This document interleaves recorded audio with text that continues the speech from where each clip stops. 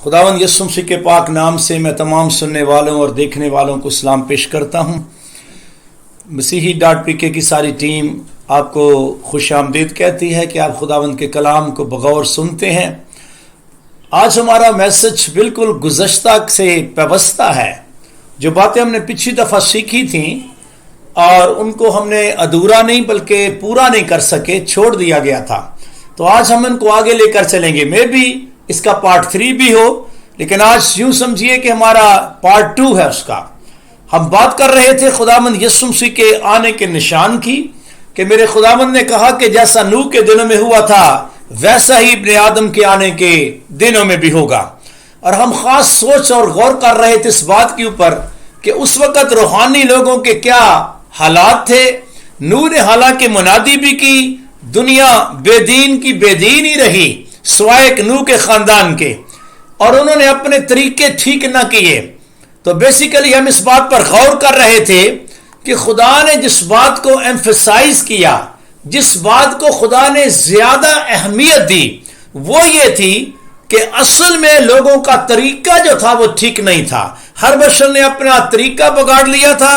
और हमने सीखा था कि खुदा हमारी दुआ को इतनी अहमियत नहीं देता जितनी हमारी वे ऑफ लिविंग को, वे ऑफ लाइफ को हमारी जितनी अहमियत देता है।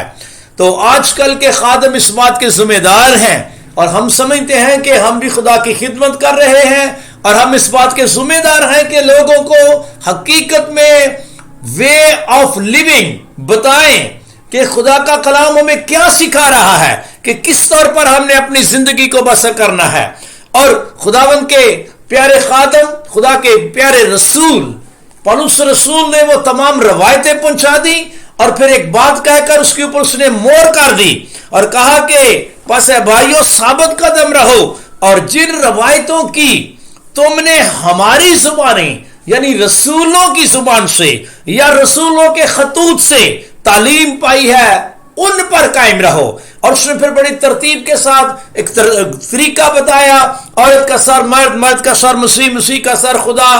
फिर बताया मसीही मर्दों का दुआ करने का तरीका, मसीही औरतों का दुआ करने का तरीका, ओढ़ने का तरीका, मर्दों के बाल छोटे रखने का तरीका क्या है, औरत लंबे बाल रखे उसकी जीनत है, औरत बाल ना कटाए।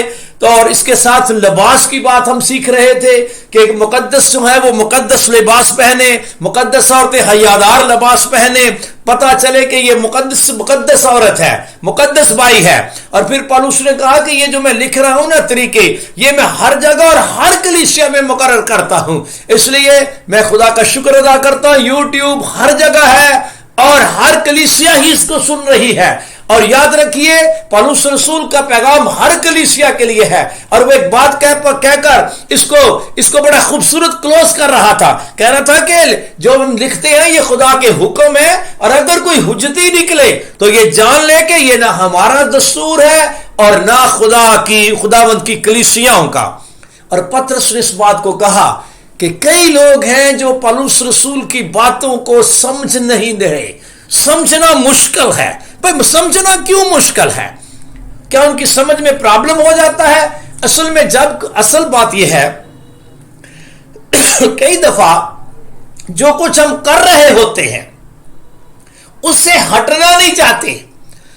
जो हमारी प्रैक्टिस हो रही होती है, हम उस प्रैक्टिस से दाएं बाएं नहीं होना चाहते। और जो बंदा अपनी प्रैक्टिस से दाएं बाएं ना होना चाहे, उसके लिए वाकई समझना मुश्किल होता है। खुदा के कलाम को समझने का बेहतरीन तरीका है न्यूट्रल होके समझे। न्यूट्रल होके कि भाई मैं कुछ भी नहीं हूं, मैं जो कर रहा हूं ठीक नहीं कर रहा, जो खुदा का कलाम कहेगा वो ठीक है। तो जब इस तरह का बंदा रवैया अख्तियार करे तो फिर समझना मुश्किल नहीं होता, बल्कि समझना आसान हो जाता है। तो पतरस कह रहा था कि पौलुस रसूल ने कुछ ऐसी बातें लिखी हैं जिनका समझना मुश्किल है। और होने के लिए सब मुश्किल है। याद रखिए, जो अपनी प्रैक्टिस के खिलाफ कभी कोई बात सुनना पसंद نہیں کرتے. اور وہ کہہ رہا تھا کہ جاہل اور بے قیام لوگ جو ہیں ان کے معنوں کو بھی اور صحیفوں کی طرح کھینچ تار کر اپنے لیے ہلاکت پیدا کر لیتے ہیں. اور پھر ہم سیکھ رہے تھے کہ خدا نے نجات پانے کا کیا طریقہ سکھایا ہے, آسمان کی بادشاہی میں جانے کا کیا طریقہ سکھایا ہے, کہ نئے سرے سے پیدا ہونا ضرور ہے, بھلے کوئی کچھ بھی کیوں نہ ہو, جب تک وہ نئے سرے سے پیدا نہ ہو خدا کی بادشاہی کو دیکھ نہیں سکتا. اور آج ہم اسی گزشتہ کے ساتھ پیوستہ کریں گے, اسی میسج کو اور آگے لے کر جائیں گے. طریقے, کیونکہ خدا چاہتا ہے کہ مسیحیوں کے جن کو اس نے لے کر آسمان پر جانا ہے ان کا طریقہ وہی ہو جو خدا پسند کرتا ہے. ویسے آپ کو پتا ہے کہ کلیسیا دلہن ہے, ہمارا خداوند یسوع دلہا ہے. ہر شوہر چاہتا ہے کہ میری بیوی جو ہے, میری دلہن جو ہے, وہ عین میری باتوں کے مطابق کرے.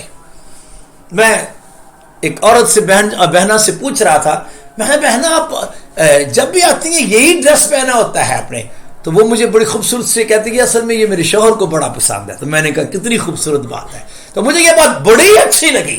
تو میں کہہ رہا ہوں کہ ہر مسیحی کو وہی کرنا چاہیے جو میرے خداوند کو پسند ہے, کیونکہ وہ ہمارا شوہر ہے اور ہم اس کی بیوی ہیں کلام کے مطابق. اب مسیح نے رسولوں کے وسیلے, اس سے پہلے نبیوں کے وسیلے وغیرہ وغیرہ, آپ جانتے ہیں سارا خدا کا کلام ہمارے قدموں کے لیے چراغ, ہماری راہ کے لیے روشنی ہے. پولس رسول کلیسیا کو بتا رہا تھا غصہ کرنے کا کیا طریقہ ہے. آپ کہیں گے غصہ کرنا چاہیے, بھئی آپ کرنا نہیں چاہیے لیکن وہ آ جاتا ہے, یہ نیچرلی ہے. غصہ ہماری نیچر میں شامل ہے. اور اس کے اوپر بھی پولس رسول سکھا رہا تھا اسس کی کلیسیا کو غصہ تو کرو مگر گناہ نہ کرو. اتنا ہی نہ غصہ آ جائے کہ تم گناہ کی طرف ہی چلے جاؤ, گناہ نہیں ٹچ ہونا چاہیے. اور اس کی لمٹ بتا رہا تھا, غصہ لمٹڈ ہونا چاہیے. بڑی خوبصورت بات ہے. سورج کے ڈوبنے تک, سن سیٹ تک, ٹل دی سن سیٹ, سورج کے ڈوبنے تک تمہاری خفگی نہ رہے. پتہ سلیمان کیا کہتا ہے وائس کی کتاب میں, یہ خفگی کیا, یہ احمقوں کے سینے میں رہتی ہے. احمق اپنی خفگی نہیں ختم کرتے, اس لیے تو احمق عورت اپنے گھر نہیں بنا سکتی. اور آگے کہہ رہا تھا ابلیس کو موقع نہ دو, غصہ تو کرو مگر گناہ نہ کرو. تو مطلب کہنے کا یہ ہے, یعقوب نے بھی اسی بات کو ہی آگے بڑھایا اور کہا کہ انسان کا قہر جب وہ خدا کی راست بازی کا کام نہیں کرتا, لہذا پھر یوحنا بھی کہتا ہے کہ ہم قائن کی مانند نہ بنے, جس نے اب اتنا غصہ اس کو آیا حالانکہ خدا روک بھی رہا ہے, او بھائی اس پر غالب آ, قائن صاحب اس پر غالب آ, ہدیہ تجھے گزرانا بڑا اچھا لگا ہے. میں حیران ہوتا ہوں خدا کی انسٹرکشن پر اس نے کوئی غور ہی نہیں کیا, کوئی بات ہی نہیں کی, اس کے اوپر اس نے بالکل دھیان ہی نہیں دیا مجھے خداوند کیا رہا ہے. آپ کو پتا خدا نے بڑا صفائی سے بولا تھا اس پر غالب آ. کس پر؟ اور اس غصے پر غالب آ جس کے سبب سے تیرا منہ بگڑا ہوا ہے. غالب آیا نہیں آیا, کیا کیا؟ اپنے سگے بھائی کو, کتنے کے بھائی تو بتا رہا, ایک ہی تو بھائی ہے, وہ ایک ہی بھائی ہے, تو نے اس کو بھی قتل کر دیا ہے, گناہ قاتل ہو گیا ہے. اور بعد میں پھر آپ کو پتہ ہی ہے. تو میرا کہنے کا مطلب یہ ہے کہ غصہ کی لمیٹیشن ہے, اور لمیٹڈ کتنی ہے؟ آج کا غصہ آج ہی ختم, آج کا غصہ رات نہیں, آج کا غصہ دن تک ہے, بس ختم. بلکہ میں تو سمجھتا ہوں صادق جو ہے وہ غصے کو کلام میں لکھا پی جاتا ہے, تو شام کو جا کے پیتا ہے, اسی وقت ہی پی جاتا ہے. وہ یہ نہیں کہتا جب سن سیٹ ہوگا میں پھر غصہ پیوں گا, اور نہیں ہو بھائی, اسی وقت ہی پی جایا کریں. میں نیکسٹ پوائنٹ, مالی طور پر برکت پانے کا طریقہ. یہ بڑا آسان سا طریقہ ہے. یہ کئی دفعہ جب دائیکی پہ کلام کئی دفعہ سنایا جاتا ہے تو ہمارے منہ بگڑ جاتے ہیں اس معاملے میں بھی, لیکن کلام ملاکی نبی پر یہ نازل ہوا. اسرائیلی قوم نے جب دائیکی دینی چھوڑ دی تو خدا نے فرمایا ملاکی نبی کی معرفت ان سے کلام کیا اور فرمایا کہ پوری دائیکی ذخیرہ خانہ میں لاؤ جتنی بنتی ہے, اور اس سے میرا امتحان کرو. وہ یہ نہیں کہہ رہا کہ یہ لاویوں کا کوئی امتحان ہے, یہ لاویوں کا امتحان اس سے میرا امتحان ہے کہ میں آسمان کے دریچے کھول کر برکت برساتا ہوں کہ نہیں. تو میں ریکویسٹ کروں گا آج جتنے لوگ چاہتے ہیں کہ آسمان کے دریچے کھولیں, اس آسمان کے دریچے کھولنے کا طریقہ بھی آپ کے ہاتھ میں ہے. اس کی چابی آپ کے پاس ہے. And that is your type کی. اس میں اب آگے بڑھنے لگا ہوں. معقول عبادت کرنے کا طریقہ. آپ کو پتہ کتنے وعدے خدا نے کیے ہیں. تو میری عبادت کرنا, میں تیرے روٹی اور پانی پر برکت دوں گا, تیرے بیچ سے بیماری کو دور کروں گا, تیرے ملک میں کوئی اسقاط نہ ہوگا, کوئی بانجھ نہ رہے گی, وغیرہ وغیرہ. کتنے وعدے ہیں خداوند کے. تو میرا کہنے کا مطلب یہ ہے عبادت. کئی دفعہ پہلے بھی اس پہ کلام سنایا ہے. پولس رسول کہتا ہے میں خدا کی رحمت یاد دلا کر تم سے التماس کرتا ہوں کہ یہ جو اپنے بدن ہے نا, بدن, یہ خدا کی نظر کر دو.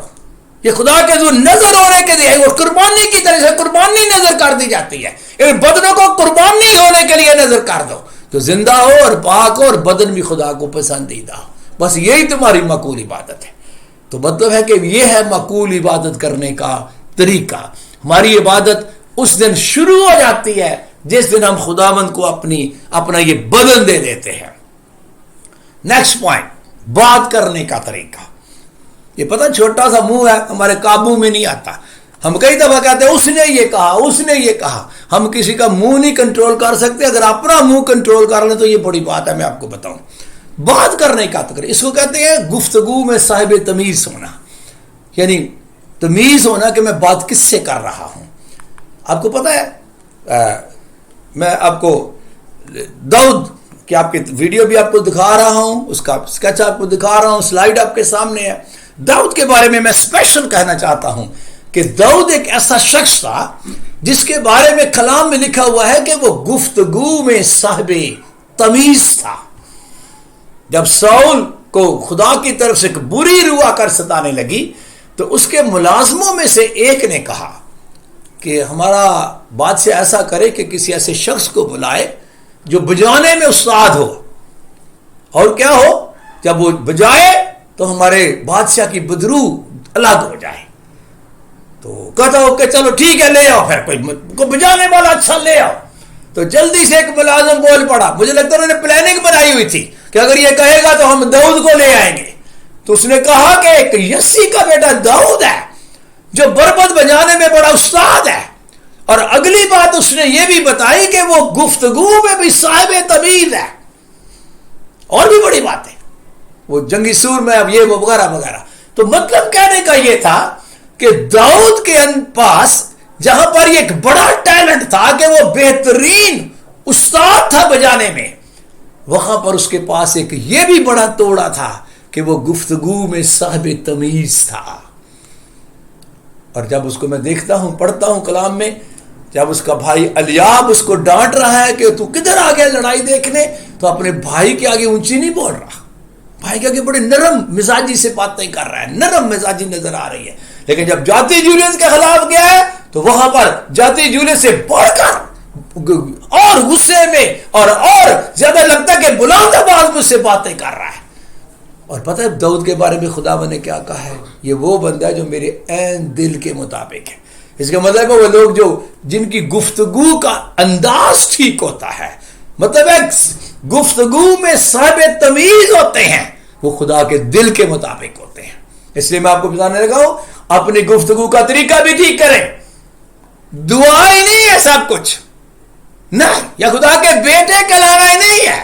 اصل بات ہے ہماری گفتگو کا انداز ٹھیک ہونا چاہیے. ہمیں گفتگو میں صاحب تمیز ہونا چاہیے. بڑے بھائی سے بات کیسے کرنی ہے, مجھے اپنی ماں سے کیسے بات کرنی ہے, مجھے اپنے باپ سے بات کیسے کرنی ہے, مجھے اپنے سینئر سے کیسے گفتگو کرنی ہے, خادم سے میں نے کس طرح بولنا ہے. تو یہ ہے گفتگو میں صاحب تمیز ہونا. اور آپ کو پتا ہے یہ بات کے بارے میں تو کلام بھرا ہوا ہے, خدا کے کلام بھرا ہوا ہے گفتگو کے تعلق سے. کلام میں لکھا ہوا ہے تمہارا کلام ہمیشہ ہی, بھلے غصے میں ہو, حیران ہوتا ہوں, یہ ہمیشہ والا بڑا عجیب سا لفظ ہے, تمہارا کلام ہمیشہ. اس کا مطلب اگر بندہ غصے میں بھی ہے تو اس وقت بھی خیال کرنا چاہیے کلام ٹھیک ہونا چاہیے, کلام میں آگے پیچھے نہیں ہونا چاہیے. تمہارا کلام ہمیشہ ایسا پرفضل اور نمکین ہو کہ تمہیں ہر شخص کو مناسب جواب دینا آ جائے. آپ کے سامنے ایک سلائیڈ میں لے کے آیا ہوں. یہ سرخ سبز بتیاں پوری دنیا میں ایک ہی ہیں, پوری دنیا میں. اور میں چاہتا ہوں کہ یہ روڈ پہ جو لگی ہوئی ہے نا, یہ آپ اپنے ساتھ کھڑی کر لیں, ایسے کر کے, جیسے آپ کے سامنے نا, اس طرح اپنے ساتھ ایک اس کو کھڑا کر لیں. کیسے؟ جب آپ اس کو کھڑا کریں گے تو آپ دیکھیں گے کہ یہ جو گرین بتی ہے یہ سب سے اوپر آتی ہے، اور یہ کان کے ساتھ لگا لیں. گرین بتی آپ کا کان ہے. آپ کو پتا ویسے بھی کان کا پردہ کوئی نہیں ہوتا، مطلب ہے کہ پردے سے مراد ہے اس کا کوئی کلوزنگ سسٹم نہیں ہوتا، یہ آل دی ٹائم گرین ہی رہتا ہے، سنتے ہی رہو، سوئے ہوئے بھی ہم سن سکتے ہیں. تو یہ جو گرین بتی ہے یہ آپ کے کان ہے. جیسے یعقوب کہتا ہے سننے میں تیز، آل دی ٹائم لسننگ آن رہنی چاہیے. اس کے بعد نیچے آپ کا آ جاتا ہے یہ منہ، یلو بتی. اور یلو بتی جب جل رہی ہے اس کا مطلب سادہ سا، سب ڈرائیور جانتے ہیں، اس کا مطلب ہوتا ہے ادھر ادھر دیکھ کے گزر جاؤ. اگر سمجھ آتی ہے تو گزر جاؤ، سمجھ نہیں آتی تو مت گزرو.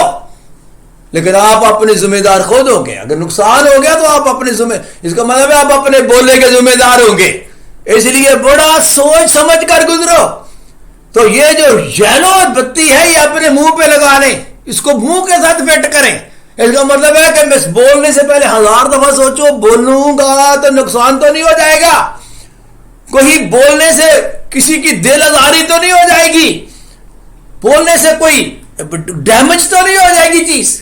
ان باتوں کو بڑا غور سے سنیں. اور ایک ریڈ بتی بھی ساتھ ہی ہے، وہ بھی دور نہیں ہے، بڑی قریب ہی ہے. اور اس کا سادہ سا مطلب یہ ہے کہ قہر میں دھیما. اصل میں یہ آیت ہے یعقوب کے خط کے پہلے خط میں، یہ آیت ہے پہلے باب کی 19ویں اور 20ویں آیت کہ ہر شخص سننے میں تیز، بولنے میں دھیرا اور قہر میں دھیما ہو. سمجھو یہ ریڈ بتی تو آپ کی ہونی نہیں چاہیے، اس طرح کا سسٹم ہو. کیوں؟ کیونکہ انسان کا جو قہر ہے وہ خدا کی راست بازی کا کام نہیں کرتا. اگر اسی میں کوئی یوں کہیں گے کہ everyone should be quick to listen, slow to speak and slow to become angry, because human anger does not produce the righteousness that God desires. میں تھوڑا سا آگے بڑھتا ہوں. اسی زبان کے بارے میں مثال کی کتاب میں لکھا ہے موت اور زندگی اسی زبان کے قابو میں ہے. یہ آپ کے سامنے جو سلائیڈ ہے ساری اے بی سی نہیں منہ سے نکال دینی، وہ بابا اس کو کنٹرول کرو، یعنی جو آتا جانے دو باہر، ساری اے بی سی. نو نہیں بھائی، اس طرح نہیں. جب آپ پتہ ہے جب آپ بول دیتے ہیں، میں نے بتایا تھا نا کہ جب آپ بول دیتے ہیں تو پھر آپ اس کے ذمہ دار ہو جاتے ہیں. when we are the master for our unspoken words، ہم نے نہیں نہ بولے ان کے اوپر ہم پورے ماسٹر ہیں اس کے، لیکن جو منہ سے نکل گئے اس کے ہم سلیوز بن جاتے ہیں، اس کے ہم غلام ہو جاتے ہیں. پھر کئی دفعہ غلط بول کے اس کو پھر ادھر ادھر سے سنبھالتے رہتے ہیں. تو اچھا ہوتا کہ اگر آپ نہ ہی بولتے. اس لیے بولنے سے پہلے ہمیشہ سوچ لینا چاہیے. اور بڑی پیاری بات لکھی ہوئی ہے امثال کی کتاب میں، جب تیرے لبوں سے سچی باتیں نکلیں گی، جب تیرے لبوں سے سچی باتیں نکلیں گی تو میرا دل شادمان ہوگا. دنیا ہو سکتا ہے پتہ نہیں ناراض ہو، لیکن میں آپ کو بتا رہا ہوں کہ سچی باتیں جس کے منہ سے نکلتی ہیں خدا کو شادمان کر دیتا ہے وہ بندہ. اور جو خدا کو شادمان کر دے، مجھے بتائے خود پریشان رہ سکتا ہے؟ کبھی خدا کو شادمان کرنے والے ہو سکتا ہے کہ خود شادمان نہ رہے؟ بس مجھے تو یہی سمجھ آتی ہے. اسی لیے یہ جھوٹ بولنے والے ہمیشہ ہی پریشان رہتے ہیں. بس خدا تو آپ سے ناراض ہے، خدا کو تو آپ نے شادمان کیا ہی نہیں ہے. تو اس لیے اپنے منہ کو، اپنے الفاظوں کو، گفتگو کو بہت سیریس لیں. بڑی خوبصورت بات میرے خداوند یسوع نے کہی تھی، کیونکہ آدمی جو ہے، مجھے کہہ رہا تھا کہ اچھا آدمی اچھے خزانے سے اچھی چیزیں نکالتا ہے، اور جو دل میں ہوتا ہے وہی منہ پر آتا ہے. اور یہ بات کرتے کرتے میرے خداوند نے کہا کہ آدمی جو ہے انسان کے بارے میں، کیونکہ تو اپنی باتوں ہی کے سبب سے، یہ جو تیرے منہ سے نکل رہی ہیں، انہی باتوں کے سبب سے تو راست باز ٹھہرایا جائے گا، اور اپنی باتوں کے سبب سے ہی قصوروار ٹھہرایا جائے گا. اس کا میں بات کر رہا تھا بولنے کا طریقہ. ہمارا بولنے کا طریقہ کس طرح کا ہونا چاہیے؟ بولنے میں دھیرا، سننے میں تیز، اور قہر میں تو بالکل دھیما، زیرو پہ سمجھ لو. اور پترس کہتا ہے چنانچہ جو کوئی خوش ہونا، واہ جی واہ، جو بھی کوئی، what ever he is, whosoever، چنانچہ جو کوئی زندگی سے خوش ہونا اور اسی زمین پر اچھے دن دیکھنا چاہتا ہے، وہ اس زبان کو بدی سے اور اپنے ہونٹوں کو مکر کی بات کہنے سے باز رکھے. نیکسٹ، معاف کرنے کا طریقہ. میں نے آپ کو بتایا تھا یہ خداوند نے جو کتاب ہے نا یہ ہمارے ہاتھوں میں، اس میں طریقے ہی لکھے ہوئے ہیں، اور یہ اسی لیے خدا نے دیا تاکہ ہم طریقے ٹھیک کر لیں، کیونکہ خدا طریقوں کو بہت سیریس لیتا ہے۔ کلام کے مطابق اپنے طریقوں کو ٹھیک کر لیں۔ آئیے اپنے معاف کرنے کے طریقوں کو بھی سوچیں۔ اب پتہ معاف تو کرتے رہتے ہیں لوگ، سوری کہتے رہتے ہیں اور ہم سوری قبول کرتے رہتے ہیں، لیکن کیسے؟ کیا اوپر اوپر سے کہ اندر سے بھی؟ کلام کے مطابق یسوع مسیح نے بہت گہری تعلیم اس کے بارے میں دی ہے، معافی مانگنے کے بارے میں بھی اور معاف کرنے کے بارے میں بھی۔ ساری باتیں نہیں پڑھ سکتا، میں چاہتا ہوں کہ متی کی انجیل کا 18واں باب آپ ضرور سٹڈی کریں۔ وہاں پر پترس نے اب کہا نا کہ میرے بھائی میرا گناہ کرتا ہے تو کتنی دفعہ معاف کروں، تو یسوع مسیح نے ایک تو یہ بتایا کہ 7 ٹائمز بھی کرنا ہے، اور ساتھ یہ بھی بتایا دل سے معاف کرنا ہے، یہ بھی یسوع مسیح نے بتایا ہے۔ اور پولس رسول بھی اپنے خطوط میں اسی بات کا ذکر کرتا ہے، کلیسیا کو خط لکھتے ہوئے، اگر کسی کو دوسرے کی شکایت ہو، کیونکہ شکایتیں تو ہوتی ہیں، یہ نہیں کہتا کہ شکایتیں نہیں ہوتی، ہوتی ہیں۔ وہ کہہ رہا ہے کہ اگر کسی کو دوسرے کی شکایت ہو، پہلے نمبر پر تو برداشت کرے، پہلے نمبر پر برداشت کرے، اور پھر ایک دوسرے کے قصور معاف بھی کرے۔ اور کس طرح کرے؟ جیسے خداوند نے تمہارے قصور معاف کیے ویسے ہی تم بھی کرو۔ آرڈر ہے، حکم ہے، اس طرح کرنا ہے ہم نے۔ اور مسیح نے ہمارے کیسے قصور معاف کیے ہیں؟ دل سے کیے ہیں کہ اوپر اوپر سے کیے ہیں؟ میرا خداوند جب دعا سکھا رہا تھا، شاگردوں کو دعا کرنے کا طریقہ سکھا رہا تھا، اس نے کہا اگر تم آدمیوں کے قصور معاف نہیں نہ کرو گے، آسمانی باپ بھی تمہارے قصور معاف نہیں کرے گا۔ تو معاف کر رہے ہیں، جب جس کو آپ نے معاف کیا ہوا ہے دل سے معاف کر رہے ہیں، تاکہ آپ خدا کے حضور اس وجہ سے نہ زمین پر رہ جائیں کہ آپ نے کسی کو معاف نہیں کیا اور خدا بولے میں تجھے آسمان پر نہیں لے جا سکتا، تیرا معاف کرنے کا طریقہ ٹھیک نہیں ہے۔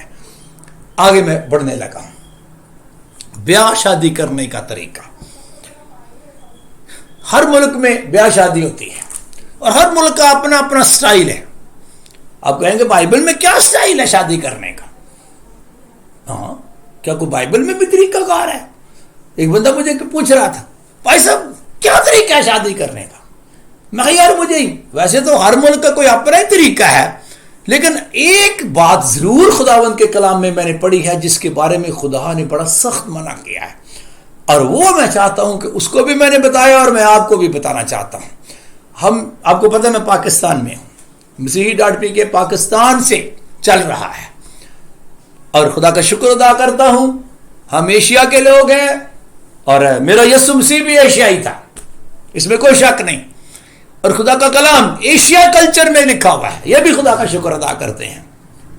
تو میں بات یہ کر رہا ہوں کہ خدا کے کلام میں کچھ ایسی باتیں اور کچھ ایسی جگہ ہیں جو خداوند کو پسند نہیں اگر ان سسٹم کو اپنی شادی میں لے کے آیا جائے۔ تو میں چاہتا ہوں کہ یسایہ کی کتاب میرے ساتھ نکالیے، اس کا 2 باب ہے، یہاں پر کچھ بیاہ شادی کے طریقوں کے بارے میں لکھا ہوا ہے۔ اصل میں یہاں پر رسوم کے بارے میں لکھا ہے، رسموں کے بارے میں۔ اور آپ کو پتہ ہے شادی رسموں کے ساتھ ہی تو شادی ہوتی ہے۔ شادی میں کتنی رسمیں ہوتی ہیں، خاص طور پر یہ ہندوستان اور پاکستان کی شادی تو رسموں سے بھری ہوئی ہے، نہ جانے کتنی رسمیں ہیں، اور ہم رسمیں چھوڑتے ہی نہیں ہیں۔ ہم کہتے ہیں یہ تو رسم ہے، یہ تو شروع سے چلتی آ رہی ہے، یہ تو باپ دادا سے چلتی آ رہی ہے۔ اور وہ یہ خدا کے کلام سے بھی چلتی آ رہی ہے کہ صرف باپ دادا سے چلتی آ رہی ہے؟ تو آئیے ہم اس کو سیکھتے ہیں۔ یسایہ کی کتاب کا 2 باب میں چاہتا میرا بھائی اس آیت کو پڑھیں گے، 5ویں آیت کو، میرے 5 اور 6 آیت کو پڑھیں گے میرے بھائی، نکالیے آپ بھی۔ اے یعقوب کے گھرانے، آؤ ہم خداوند کی روشنی میں چلیں۔ سنیے خدا کا کلام جو یسایہ پر نازل ہوا، اور بات ہو رہی ہے یعقوب کے گھرانے کی، اسرائیل کے گھرانے سے خدا کلام کر رہا ہے اپنے نبی کے وسیلہ سے۔ اے یعقوب کے، دوبارہ پڑھیے سر۔ اے یعقوب کے گھرانے، آؤ ہم خداوند کی روشنی میں چلیں۔ خداوند کی روشنی، وہ کیا ہوتی ہے خداوند کی روشنی؟ ارے بھائی یہ خداوند کی روشنی ہے نا، اور کیا ہے؟ تیرا کلام میرے قدموں کے لیے چراغ اور میری راہ کے لیے روشنی ہے، یہ ہے خداوند کی روشنی۔ اگر آپ نے خداوند کا چراغ ڈھونڈنا ہو تو یہ ہے، اگر خداوند کی روشنی میں چلنا ہو تو یہ خدا کا کلام ہے۔ اے یعقوب کے گھرانے، آؤ ہم خداوند کی روشنی میں چلیں، کلام کی روشنی میں چلیں۔ ہاں جی، تو نے تو اپنے لوگوں یعنی یعقوب کے گھرانے کو ترک کیا. سن لیجئے, تو نے, خدا کی بات ہو رہی ہے, خدا تو نے اپنے اس گھرانے کو, اسرائیل کے گھرانے کو ترک کر دیا, چھوڑ دیا. ہاں جی, اس لیے کہ وہ اہل مشرق کی رسوم سے پر ہے. اس لیے خدا نے اسرائیل کو چھوڑ دیا کیونکہ ان کے اندر اہل مشرق کی رسمیں آ گئی.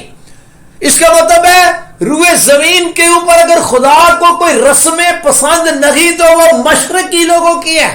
اہل مشرق کون ہے؟ کون ہے اہل مشرق؟ یہ بھی سیکھتے ہیں, لیکن یہ میں آپ کو بتا دوں, یہ آیات یہ بتا رہی ہے کہ خدا نے اسرائیل کو ترک کر دیا, چھوڑ دیا. حالانکہ خدا اسرائیل کے بارے میں کہتا ہے یہ تو میرا پلوٹا ہے, جو تجھے چھوتا ہے وہ میری آنکھ کی پتلی کو چھوتا ہے, اور میں نے تو تیری صورت اپنی ہتھیلی میں کھود رکھی ہے.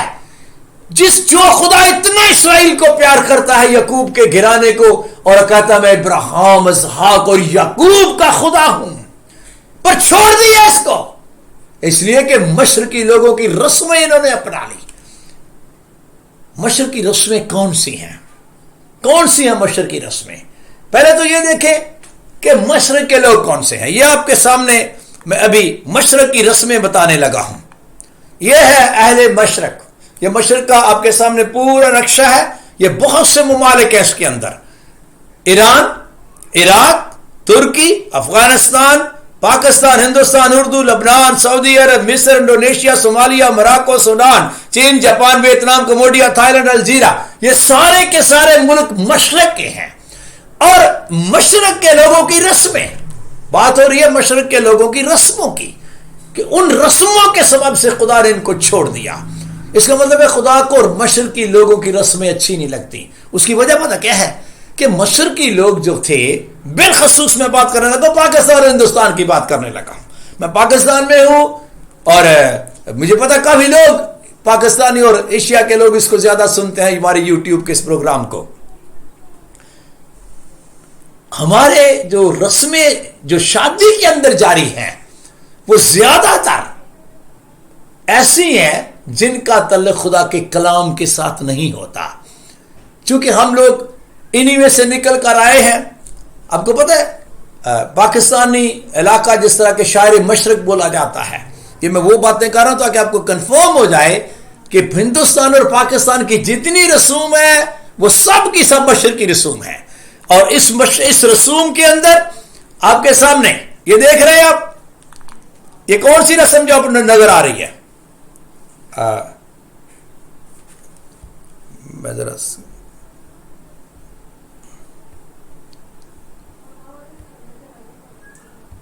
ہاں جی, یہ رسم آپ کے سامنے, تیل مہندی, بالخصوص وہ رسومات جن کا تعلق دیوی اور دیوتوں کے ساتھ ہے. میں ان رسوم کی بات کر رہا ہوں. آپ کو پتہ ہے خدا نے بڑا سخت منع کیا ہوا تھا بنی اسرائیل کو, دیویوں اور دیوتوں کے ماننے والوں کے ساتھ ہمارا کوئی تعلق نہیں ہے. ان کو نہ بیٹے دینے نہ بیٹیاں دینا, نہ ان کی رسوم اپنانا ہے.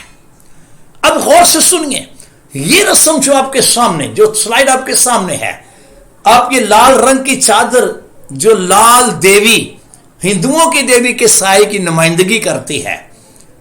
مجھے نہیں پتا, ہم کئی لوگ جو سن رہے ہیں, ہو سکتا ہے کوئی ایسی میری بہن ہو جس کے سر پر اس کی شادی کے ٹائم یہ اڑی گئی ہو, کوئی بھائی بھی ہے, ہو سکتا ہے کوئی خادم بھی اس میں انوالو ہو. لیکن اس کا یہ مطلب نہیں کہ آپ نے کوئی بڑا جرم کر لیا, آپ کو معلوم نہیں تھا, اس وقت آپ کو پتہ نہیں تھا. لیکن اب میں آپ کو بتا رہا ہوں کہ یہ رسم جو ہے یہ مسیحوں کی نہیں ہے, یہ ہندوؤں کی ہے. مسیحوں کا کسی بھی دیوی یا دیوتوں کے ساتھ کوئی تعلق نہیں. یہ لال دیوی ہے, یہ لال دیوی آپ کی کہاں گئی؟ یہ لال دیوی آپ کی. ہمارا ساتھ تو تعلق ہے, او بابا ہمارے ساتھ کوئی تعلق نہیں ہے. ایون کہ تیل مائیوں کی جو رسم ہے, بیسیکلی تیل مائیوں کی رسم, یہ اہل مشرق کی ہے, یہ ہندوؤں کی ہے, یہ مسیحوں کی نہیں ہے. یہ ہندو مذہب کے لوگ جو ہیں یہ ان کی مذہبی رسم ہے. یہ بھی آپ کو میں بتا دوں, ہمارے ہندو بھائیوں کی مذہبی رسم ہے, یہ ان کے مذہب کے اندر یہ چیز شامل ہے.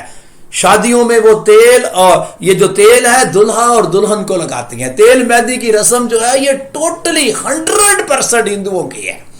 تو کیا یہ ہمیں کرنی چاہیے جبکہ اس کا تعلق بھی دیویوں اور دیوتوں کے ساتھ ہے؟ ایک بات کو یاد رکھیے، آپ کے سامنے میں نے سلائیڈ بھی بنائی ہوئی ہے، اس کو اچھی طرح پڑھ لیں اور میرے منہ سے بھی سن لیں. اس بائبل مقدس کے اندر یہ جو آپ پڑھتے ہیں اور ہم پڑھ رہے ہیں، بائبل مقدس کے اندر کسی بھی جگہ، کسی بھی شادی کے موقع پر، کسی بھی جگہ، کسی بھی شادی کے موقع پر کسی دلہن کو یا کسی دلہا کو نہ تیل سے مسح کیا گیا ہے، نہ گانے باندھے گئے ہیں اور نہ مہندیاں لگائی گئی ہیں. میں اس بائبل مقدس کی بات کر رہا ہوں. خداوند کے خادم سن لیں، کلام کے خادم سن لیں، یہ رسمیں خاص طور پر تیل مہندی جس کو ہم کہتے ہیں، اس کا کوئی تعلق مسیحوں کے ساتھ نہیں ہے. میں بہت خوش ہوا، آپ کو پتہ ہے اس وقت پاکستان میں ہمارے بڑے عظیم خادم ڈاکٹر جمیل ناصر صاحب، عام دنیا ان کو سنتی ہے، میں بھی بڑے شوق سے ان کا کلام سنتا ہوں. ایک دفعہ کراچی میں وہ ARP چرچ کریم آباد میں آئے ہوئے تھے. I was there, myself I was there. تو میں جب ان کے منہ سے یہ بات سنی مجھے بڑی خوشی ہوئی.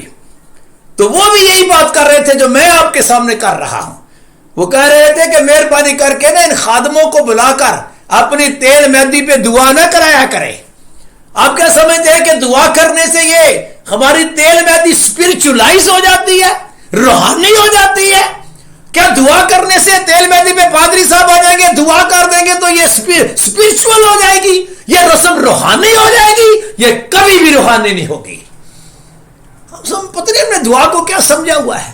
ارے بھائی، خدا طریقوں کو بڑا سیریس لیتا ہے. آپ کیا سمجھتے ہیں جس طریقے پر دعا کر دی وہ طریقہ سے خود روحانی بن جائے گا؟ ہرگز نہیں.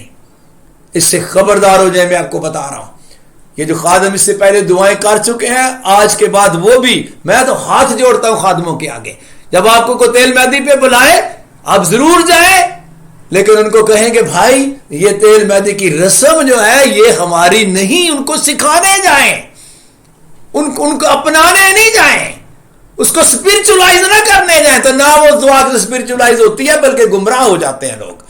تو مہربانی کر کے اس رسم سے پرہیز کریں. میں آپ سے ریکویسٹ کرتا ہوں، یہ شادی بیاہ پر گانے باندھنے کی رسم انٹائرلی ہندوؤں کی ہے، مسیحیوں کی نہیں. یہ پتہ یہ 7 رنگ کے 7 دھاگوں والا یہ جو گانا ہے یہ 7 دیویوں کی عکاسی کرتا ہے.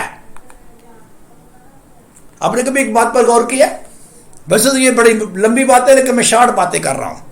تیل مائیوں کے موقع پر، مجھے انڈیا کا تو نہیں پتا لیکن جو پاکستان میں دیکھ رہا ہوں میں تو اس کی بات کر رہا ہوں جو مجھے آنکھوں سے دکھائی دے رہا ہے. جب بھی کسی کی تیل مائیں ہوتی ہیں تو وہ ٹینٹ والوں کو بتاتے ہیں کہ جی ہماری تیل مائی ہے، اور وہ سب کچھ زرد رنگ کا لے کے آ جاتے ہیں. اور ایون کہ جس کی تیل مائی ہوتی ہے وہ بھی بازار میں جاتے ہیں اور وہ زردی رنگ کے دوپٹے اور زرد رنگ کا سب کچھ ان کا زرد ہی ہوتا ہے. آپ نے کبھی سوچا ہے یہ زرد رنگ کا کیوں ہے؟ آئیے اس کو سوچیں ذرا. رنگوں کا امتیاز کرنا سیکھیں. ایک مسیحی کو کلام کے مطابق رنگوں کا امتیاز ہونا چاہیے. کلام کے مطابق میں کہہ رہا ہوں، کلام کے مطابق. اگر آپ مخاشوں کی کتاب پڑھیں تو وہاں پر 6 باب میں 4 گھوڑوں کا ذکر آتا ہے، اور ہر گھوڑے کے اوپر ایک گھوڑ سوار بیٹھا آپ کو ملے گا. اور پہلا گھوڑا جو ہے وہ سفید رنگ کا ہے اور اس سے مراد امن ہے. اس کے بعد دوسرے گھوڑے کی بات آتی ہے تو وہ ریڈ ہے اور اس سے مراد جنگ و جدل ہے یا خطرہ ہے، خون. اس کے بعد تیسرا گھوڑا ہے جو بلیک ہے، کالا ہے، زرد رنگ ہے، کالے رنگ کا گھوڑا، اور اس سے مراد قحط اور کال ہے. اب میں سارے پڑھ نہیں رہا لیکن آپ ضرور پڑھیں مہربانی کر کے. 6 باب کی پہلے 5-6 آیات پڑھیں مہربانی سے. اس کے بعد آخری جس کی بات کرنے لگا ہوں، مکاشفہ 6 باب کی 7 اور 8 آیت، اس کو سر پڑھ دے اگر آپ نے نکالا ہے تو. جی. اور جب اس نے چوتھی مہر کھولی تو میں نے چوتھے جاندار کو یہ کہتے سنا کہ اور میں نے نگاہ کی تو کیا دیکھتا ہوں کہ ایک زرد سا گھوڑا ہے. سنو، زرد رنگ کا گھوڑا ہے، زرد سا گھوڑا ہے، اور اس کے سوار کا نام موت ہے. اس کے سوار کا نام موت ہے. یعنی یہ زرد گھوڑا یہ موت کی علامت ہے. بتانا میں یہ چاہ رہا ہوں، آپ کو پتہ ہے یہ زرد رنگ جو تیل مائیوں کے اوپر پہنا بھی، کپڑے بھی پہنے جاتے ہیں، یہ کہاں سے آیا ہے؟ یہ زرد رنگ کس کی علامت ہے؟ آپ نے اکثر نقشہ دیکھا ہے، کلر میپ کے اوپر کلر دیے ہوتے ہیں. مجھے نہیں پتا یہ کلر کہاں سے آئے، لیکن مجھے ایک سمجھ آتی ہے کہ ہندوؤں کا دیش اور ہندوؤں کا جو وطن ہے وہ ہندوستان ہے، اور ان کا کلر 100% زرد ہے.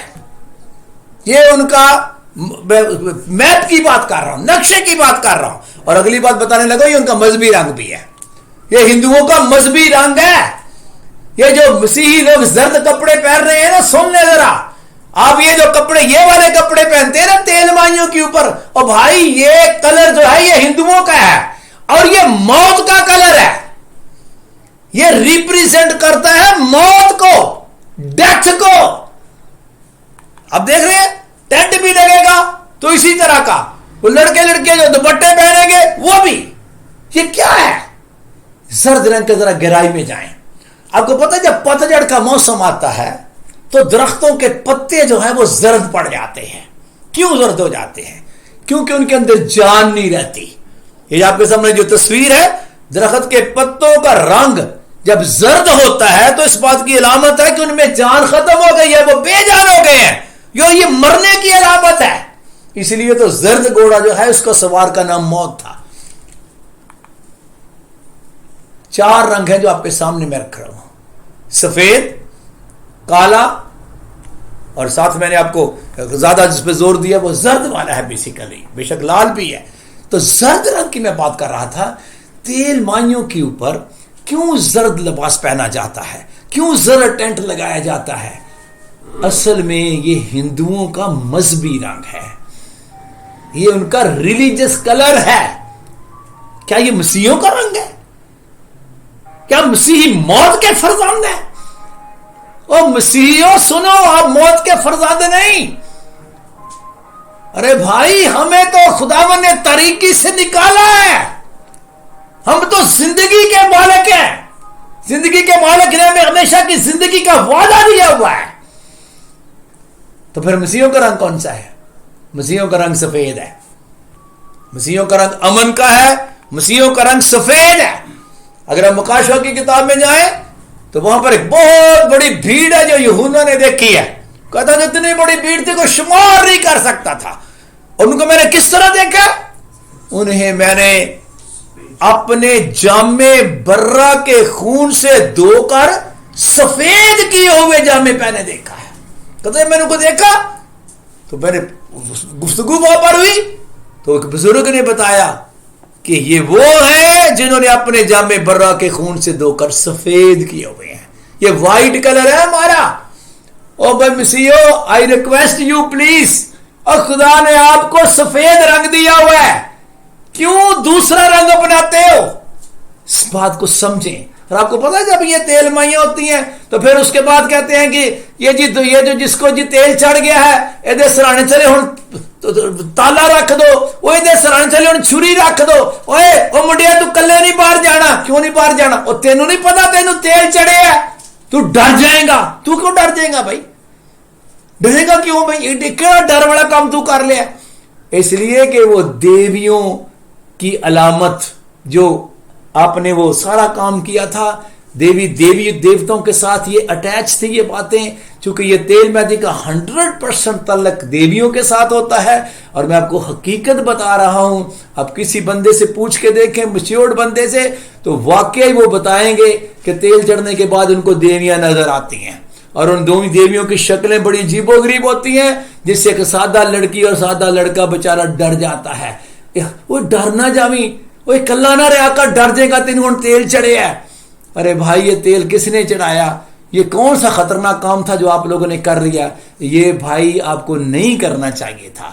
آپ کو چاہیے تھا خادم کو بلاتے، وہ ہاتھ رکھ کر دعا کرتا، عبادت کا پروگرام کرتے. خداوند تیرا شکر, ہم عزت کے ساتھ اپنے بیٹے کو بیاہ رہے ہیں, عزت کے ساتھ اپنی بیٹی کو بیاہ رہے ہیں. عبادتی پروگرام کیا کریں, شکر گزاری کی عبادت کیا کریں. یہ تیل مائیوں کا پروگرام ہرگز مسیحوں کی رسم نہیں. اس کے سبب سے خدا اسرائیل سے الگ ہو گیا تھا. اور کیوں میرے خداوند سے الگ ہونا چاہتے ہو؟ جس نے اسرائیل کو ترک کر دیا, کیا وہ آپ کے ساتھ رہے گا؟ یسوع مسیح کو بلایا کیجیے, دیویوں کو نہ بلایا کیجیے. تیل مائیاں کرو گے, دیویاں آئیں گی. یسوع مسیح کو بلاؤ گے تو یسوع مسیح آئے گا. آپ کو پتہ ہے یسوع مسیح بھی شادیوں میں آنا پسند کرتا ہے. جب قانا گلیل میں پہلی اس کی دعوت ہوئی تو وہاں پر یسوع آیا ہوا تھا, اور وہ شادی میں ہی آیا ہوا تھا. اور وہاں پر آ کر اس نے بڑا بلکہ پہلا معجزہ اس نے سٹارٹ ہی یہاں سے کیا ہے. تو میں ریکویسٹ کرتا ہوں, یسوع کو بلائیں, اپنی شادی میں یسوع کو بلائیں, دیویوں کو نہ بلائیں.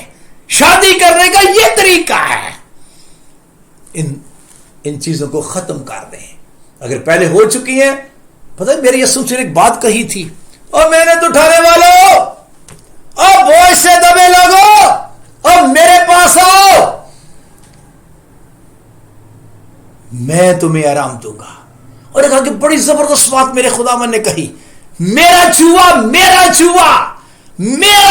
اپنے اوپر اٹھا لو اور مجھ سے سیکھو.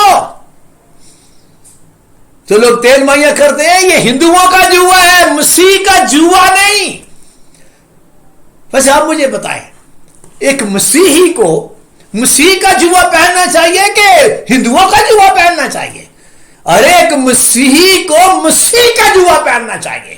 اور آپ کوئی خوشخبری سنو, مسیح کا جوا ہلکا, ملائم, اس میں کوئی ڈرانے والی چیز نہیں ہے. سیکھ لیجئے, کیونکہ یسوع نے کہا مجھ سے سیکھو.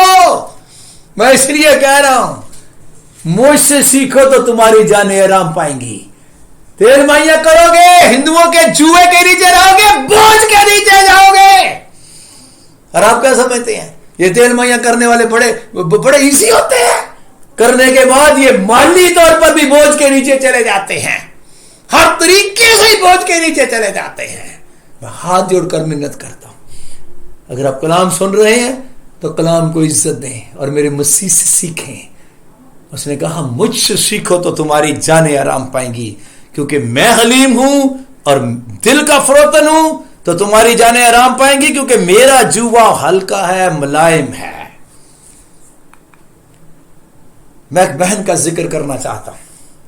روت کا نام آپ نے کئی دفعہ سنا ہے, روت کا کردار بھی آپ نے کئی دفعہ سنا ہے, روت کی کتاب آپ نے کئی دفعہ پڑھی ہوگی. یہ ایک موابی لڑکی تھی جس کا شوہر مر گیا. ساس نعومی کے ساتھ جب مواب سے چلی, آپ کو پتا یہ بھی اپنے دیوتا کو پوجتی تھی. یہ کوئی اسرائیلی نہیں تھی, نہیں. نعومی نے اسپیشل کہا, ان دونوں کو ہی کہا, عرفہ کو بھی اور روت کو بھی, میرے پاس بیٹا تو ہے کوئی نہیں, میری بیٹیوں واپس چلی جاؤ, اپنے دیوتا کے پاس چلے جاؤ, اپنے لوگوں میں چلی جاؤ اور اپنے دیوتا کے پاس چلے جاؤ. لیکن آپ کو پتا ہے روت کا فیصلہ کیا تھا؟ اس نے اپنی ساس نعومی سے کہا تھا میں نے تیرے ساتھ جانا ہے, کیونکہ میں نے اپنا فیصلہ بدل لیا ہے. اور اس فیصلے میں پتا اس نے کیا فیصلہ کیا تھا؟ جہاں تو جائے گی میں وہی جاؤں گی, اور تیرے لوگ, میری ماں میرے لوگ ہوں گے. جہاں تو رہے گی میں وہی رہوں گی, اور جہاں تو مرے گی میں وہی مروں گی. اور ایک بڑی اہم بات اس نے کہی تھی, تیرا خدا میرا خدا ہوگا. میں نے اپنے دیوتا کو ختم کر دیا ہے, اب تیرا خدا میرا خدا ہوگا. جو لوگ اپنے دیوتاؤں کو چھوڑتے ہیں نا, خدا ان کو عزت دیتا ہے. اس نے اپنا دیوتا چھوڑ دیا. اور مسیح تم بھی یہ دیویاں چھوڑ دو, تیل مائیاں والی دیویاں چھوڑ دو. میں ریکویسٹ کرتا ہوں آپ سے, آپ کو نہیں پتا آپ کا خدا کون سا ہے؟ آپ کا خدا اسرائیل کا خدا ہے. گاتے بھی ہو, کلام بھی اسی کا سنتے ہو, دعائیں بھی اسی سے کرتے ہو, پھر یہ دیویوں کو بیچ میں کدھر لے آئے تم لوگ؟ روت کا فیصلہ آپ بھی کیجئے. اور آپ کو پتہ ہی ہے یہ روت بعد میں بوئز کی بیوی بن گئی. جب لوگ خدا کو عزت دے، دیوتاؤں کو چھوڑیں تو خدا ان کو پھر عزت دیتا ہے. دنیا جانتی ہے. اور بوئز نے پتہ اس کو کیا کہا تھا؟ یہ جو کام تو نے کیا ہے نا، کیا کام کیا اس نے؟ مجھے تو ایک کام ہی نظر آتا ہے، اس نے اپنا خدا چینج کر لیا ہے، اس نے اپنا دیوتا بدل لیا ہے. تو بوئز کہہ رہا تھا خدا وہ تیرے کام کا بدلہ تجھے دے. اور کیا بدلہ دے؟ بلکہ خداوند اسرائیل کے خدا کی طرف سے جس کے پروں کے نیچے تو پناہ کے لیے آئی ہے، تجھ کو پورا اجر ملے. جب لوگ دیوی دیوتوں کو چھوڑ کر خداوند کے پروں کے نیچے آتے ہیں، ان کو خدا اجر دیتا ہے. اور اس کو کیا اجر ملا؟ آپ کو پتا ہے اس کے ایک بیٹا پیدا ہوا جس کا نام یسی تھا، اور یسی کا بیٹا داؤد، اور داؤد سے ہی میرا خداوند یسوع آیا ہے. روت کا نام اور روت کے نام کی کتاب آپ پڑھتے ہیں، اور روت کا کردار آپ دیکھیں ذرا کیا ہے. آئی ریکویسٹ یو کہ آپ مہربانی کر کے اپنا شادیوں کا طریقہ بدلیں، کیونکہ خدا ہمارے طریقوں کو بہت غور سے دیکھ رہا ہے. آپ اپنی بیٹی کی شادی کس طریقے سے کر رہے ہیں؟ آپ اپنے بیٹے کی شادی کس طریقے سے کرنے کا اپنے پلان بنایا ہے؟ آپ کے کارڈ کے اوپر تیل مائیوں کا لفظ ہونا ہی نہیں چاہیے. بڑا شوق ہے نا شکر گزاری کی عبادت کر لیا کرو، وہ تو بہت ہی اچھی ہے، وہ تو ہر ایک بات میں شکر گزاری کرنی ہے. کلام کہتا ہے پس اب تم پردیسی اور مسافر نہیں رہے، بلکہ مقدسوں کے ہم وطن ہو گئے ہو اور خدا کے گھرانے کے ہو گئے ہو. ہمارا گھرانہ دیوی دیوتوں کا نہیں، خدا کا گھرانہ ہے. اور رسولوں اور نبیوں کی نیو پر جس کے کونے کے سرے کا پتھر جو ہے وہ خود مسیح یسوع ہے، تعمیر کیے گئے ہو، اور اسی میں ہر ایک عمارت میل ملا کر خدا مند میں پاک مقدس بنتا جاتا ہے. ہم برگزیدہ نسل ہیں، ہم شاہی کاہنوں کا فرقہ ہے. ہمارا دیویوں اور دیوتوں کے ساتھ کوئی دور کا تعلق بھی نہیں ہے.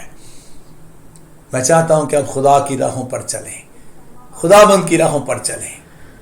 ایک گیت مجھے بڑا ہی پسند ہے، بڑا ہی پسند ہے. ویسے تو مجھے بڑے گیت پسند ہے، خدا کا شکر ہے، لیکن میری ابھی شاید مجھے ایسا لگتا ہے کہ میرے تھوڑے سے دن رہ گئے ہیں، تو میں اکثر یہ گاتا رہتا ہوں. تیری راہوں پہ چلتا رہوں عمر بھر، بیت جائے یوں ہی زندگی کا سفر. تیری راہوں پہ چلتا رہوں عمر بھر، بیت جائے یوں ہی زندگی کا سفر. تو ہی مجھ کو سکھا، میں تو کچھ بھی نہیں. یسوع نے کہا تھا نا مجھ سے سیکھو، آپ بھی کہیں تو ہی مجھ کو سکھا، میں تو کچھ بھی نہیں. ہو کے تجھ سے جدا میں تو کچھ بھی نہیں، ناصری کے سوا میں تو کچھ بھی نہیں. کچھ نہیں، کچھ نہیں، میں تو کچھ بھی نہیں. میں چاہتا ہوں میری خداوند سے سیکھے، وہ سکھاتا ہے. اس نے پتہ نہیں کیا کیا سکھایا ہے. اس نے اپنے نبی اور رسولوں کے وسیلے سکھایا ہے کہ جس طرح غیر قومیں اپنے بےہودہ خیالات کے موافق چلتی ہیں تو آئندہ کو اس طرح نہ چلنا. کلام کے مطابق میرے خداوند یسوع مسیح کے بڑے پیارے الفاظ تھے اپنے شاگردوں کے لیے، تم دنیا کا نور ہو، تمہاری روشنی آدمیوں کے درمیان چمکے. تم دنیا کا نور ہو. ہم نے لوگوں کو روشنی دینی ہے، اور ہم نے کلام کی روشنی دینی ہے. لوگ ہمیں فالو کریں، نہ کہ ہم لوگوں کو فالو کریں. تھوڑا سا میں آگے بڑھنے لگا. نیکی کرنے کا طریقہ، کیونکہ طریقوں کی تو بات ہو رہی ہے. ہمارے طریقے ٹھیک ہو جائیں، ہمارے طریقے ٹھیک ہو جائیں، کیونکہ بات طریقوں کی ہے. نیکی بہت اچھی چیز ہے. جو نیک کام کرنا جانتا ہے کر سکتا اس کو کرنا چاہیے، لیکن اس کا بھی کوئی طریقہ ہے۔ پولس رسول سکھا رہا تھا نیکی کریں سب کے ساتھ، اس میں کوئی شک نہیں، لیکن کہہ رہا تھا خاص کر اہل ایمان کے ساتھ، خاص اہل ایمان کے ساتھ۔ تو میں ریکویسٹ کروں گا کہ جتنے بھی خدا نے لوگوں کو موقع دیا ہے نیکی کرنے کا وہ ضرور نیکی کریں، لیکن جیسے کلام کہتا ہے خاص طور پر اہل ایمان کے ساتھ۔ اس کا مطلب اس کے سبب سے خدا انہیں زیادہ اجر دے گا۔ نیکسٹ، اپنے کام میں برکت پانے کا طریقہ۔ ہر بندہ چاہتا ہے میرے کام میں مجھے برکت ملے۔ اس کا ایک بڑا چھوٹا سا نہیں بہت بڑا پوائنٹ ہے۔ آپ ڈیلی کلام سنتے ہیں، مجھے نہیں پتا آپ کہاں کہاں سے کلام سنتے ہیں، لیکن میں آپ کو کہوں گا کہ جب بھی آپ کلام سنیں صرف سننے تک محدود نہ رکھیں، بلکہ کیونکہ سنیں گے اور عمل میں نہیں لائیں گے تو آپ بھول جائیں گے۔ جب آپ اس پر عمل کریں گے تو یاد رکھیے وہ کلام آپ کے لیے برکت کا باعث بنے گا۔ یعقوب اپنے خط میں اس کے بارے میں کہہ رہا تھا، جو بھی کوئی شخص آزادی کی کامل شریعت پر، جیسے میں آپ کو آزادی کی شریعت بتا رہا ہوں کہ ہم تاریکی میں سے نکل آئے ہیں، آزاد ہو گئے ہیں، اب ہم آزادی کے ساتھ یعنی خدا کے ساتھ چلیں۔ جو شخص آزادی کی کامل شریعت پر غور سے نظر کرتا رہتا ہے، نظر کرتا ہی رہتا ہے کہ میں کس طرح چل رہا ہوں، میں آزادی کی شریعت کے مطابق چل رہا ہوں کہ نہیں، وہ اپنے کام میں اس لیے برکت پائے گا کہ سن کر بھولتا نہیں بلکہ عمل کرتا ہے۔ تو آج میں آپ کو علانیہ بتاتا ہوں، اگر آج کے بعد آپ نے یہ تیل مہندی اور یہ فضول رسمیں چھوڑ دی نا جو ہماری نہیں ہے، آپ برکت پائیں گے۔ میں دعوے سے کہتا ہوں، کیونکہ میرے خدا نے پتہ کیا کہا تھا، زیادہ مبارک وہ ہیں جو میرا کلام سنتے اور اس پر عمل کرتے ہیں۔ بلکہ میری اس نے ایک اور بات بھی کہی، جو میرا کلام سنتا اس پر عمل کرتا وہ تو ویسے ہی دنا آدمی کی مانند ہے جو اپنا گھر چٹان پر جس نے بنا لیا۔ تو میں آپ کو بتانا چاہتا ہوں کہ کلام کو جب سن رہے ہیں تو اس پر عمل بھی کریں، عمل کریں گے بھولیں گے نہیں، بس تیل مہندیاں چھوڑ دیں گے، دیکھنا کیسے برکت آئے گی، آپ کی شادی میں برکت ہو جائے گی۔ اس کے بعد نیکسٹ، پرستش کرنے کا طریقہ۔ اس وقت دنیا میں فنکاروں اور پرستاروں کی کمی نہیں ہے، خدا کا شکر ہے، فنکار بھی بڑے ہیں، پرستار بھی بڑے ہیں، لیکن کلام کے مطابق پرستار تو ڈھونڈے نہیں ملتے، میرے خداوند کو بھی نہیں ملتے، مجھے یوں لگ رہا ہے اس کو بھی لگ رہا ہے بہت ہی کم ہی نظر آتے ہیں، لیکن فنکار تو خدا کا شکر ہے بہت ہی ہیں۔ تو میں چاہتا ہوں کہ پرستش کرنے والے جتنے لوگ ہیں، میں کسی کو برا اچھا نہیں کہہ رہا، لیکن میں آپ کو یہ ریکویسٹ کرتا ہوں کہ جتنے بھی لوگ پرستش کر رہے ہیں، خدا نے ہمیں اسی لیے پیدا کیا کہ ہم اس کی حمد کریں۔ آپ مہربانی سے اپنا سٹائل بدلیں اور آپ روح اور سچائی سے پرستش کریں، کیونکہ پرستش کرنے کا طریقہ میرے خدا نے سکھایا ہوا ہے۔ خدا روح ہے اور ضرور ہے کہ جو خدا کے پرستار ہیں وہ روح اور سچائی سے پرستش کریں۔ اپنی پرستش کو چیک کریں کہ میں روح اور سچائی سے کر رہا ہوں کہ نہیں، آپ کی روح گا رہی ہے کہ نہیں، اور جو آپ گا رہے ہیں اس پر عمل بھی کر رہے ہیں کہ نہیں۔ اس کو کہتے ہیں روح اور سچائی سے پرستش کرنا۔ تو آئی ریکویسٹ یو، میں نے سلائیڈ پر ارنسمال صاحب کی تصویر بنائی ہوئی ہے، کیونکہ عام دنیا بھی کہتی ہے اور میرا بھی دل گواہی دیتا ہے کہ یہ واقعی ایک فنکار نہیں تھا، ایک بہترین پرستار کی طرح یہ بندہ پرستش کیا کرتا تھا۔ اور بھی بڑے لوگ ہیں۔ میرے خداوند کی ایک اور بات، میرے خداوند نے بڑی لمبی چوڑی باتیں بتائیں، بہت سی باتیں بتائیں، اس میں کئی طریقے بتائے، پہاڑی باز میں خاص طور پر، کہ راست بازی کے کام جو کرنے ہیں وہ دکھاوے کے لیے نہیں کرنے، بلکہ خبردار کیا، خبردار اپنے راست بازی کے کام جو ہے وہ آدمیوں کے سامنے دکھانے کے لیے نہ کرو۔ اور پھر میرے خدا نے کہا جب تو خیرات کرے تو پھر اپنے نرسنگا نہ بجا، اور پھر یہ بھی کہا جب دعا کرے تو موڑوں میں نہیں کھڑے ہونا، اس میں بھی ریاکاری نہ ہو۔ پھر خداوند یسوع مسیح نے یہ بھی سکھایا کہ جب تم نے روزہ رکھنا ہے تو وہ بھی دکھاوے کے لیے نہیں۔ یہ سب طریقے ہیں۔ تو میں چاہتا ہوں کہ آپ دعا کرنے کا طریقہ ٹھیک کریں، اس میں ریاکاری نہ پائی جائے۔ آپ خیرات کرنے کا طریقہ ٹھیک کریں، اس میں ریاکاری نہ پائی جائے۔ جب روزہ رکھتے ہیں تو اس میں ریاکاری نہ پائی جائے۔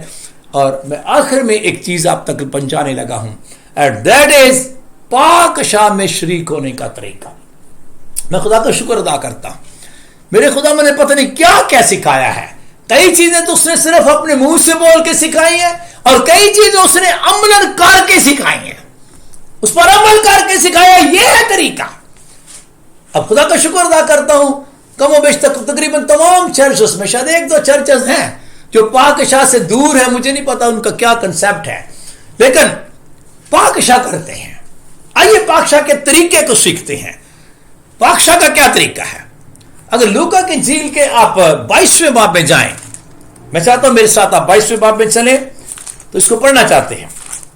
خداوند یسوع مسیح سے پہلے کہ کلوری کے پہاڑ پر مصلوبی کی طرف جاتے, کفارہ دیتے, اس نے ایک شام پہلے یہ کام کیا.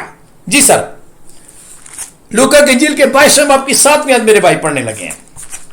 اور عید فطیر کا دن آیا جس میں فصح ذبح کرنا فرض تھا. اور یسوع نے پترس اور یوحنا کو یہ کہہ کر بھیجا کہ جا کر ہمارے کھانے کے لیے فصح تیار کرو. ہاں جی, فصح تیار کرنی ہے. ہاں جی, انہوں نے اس سے کہا تو کہاں چاہتا ہے کہ ہم تیار کریں؟ فصح تیار کرنی ہے تو جگہ بتائیں. ہاں, اس نے ان سے کہا دیکھو شہر میں داخل ہوتے ہی تمہیں ایک آدمی پانی کا گھڑا لیے ہوئے ملے گا, جس گھر میں وہ جائے اس کے پیچھے چلے جانا. ہاں جی, اور گھر کے مالک سے کہنا کہ استاد تجھ سے کہتا ہے کہ وہ مہمان خانہ کہاں ہے جس میں میں اپنے شاگردوں کے ساتھ فصح کھاؤں. وہ تمہیں ایک بڑا بالا خانہ آراستہ کیا ہوا دکھائے گا, وہیں تیاری کرنا.